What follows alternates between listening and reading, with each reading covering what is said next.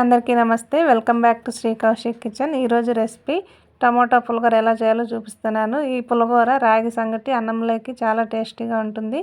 మీరు కూడా ట్రై చేయండి. ఇక్కడ నేను 2 టమోటాలు, 3 ఉల్లిపాయలు, కారంకి తగిన పచ్చిమిర్చి తీసి వాటర్లో వాష్ చేసుకున్నాను.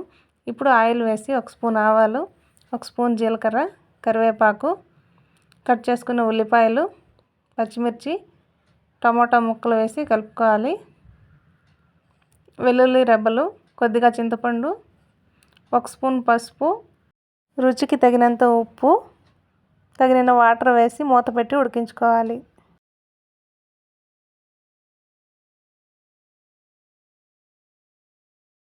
ముక్కలు ఉడికిన తర్వాత వాటర్ని సపరేట్ చేసి పప్పు గుత్తితో స్మాష్ చేసుకోవాలి. మళ్ళీ పోపు ఏమీ అవసరం లేదు. ఫైనల్గా కొత్తిమీర వేసుకుంటే టమోటా పులిహోర రెడీ. చాలా టేస్టీగా ఉంటుంది. మీరు కూడా ట్రై చేయండి. వీడియో నచ్చితే ప్లీజ్ లైక్ చేయండి, సబ్స్క్రైబ్ చేసుకోండి. Thanks for watching.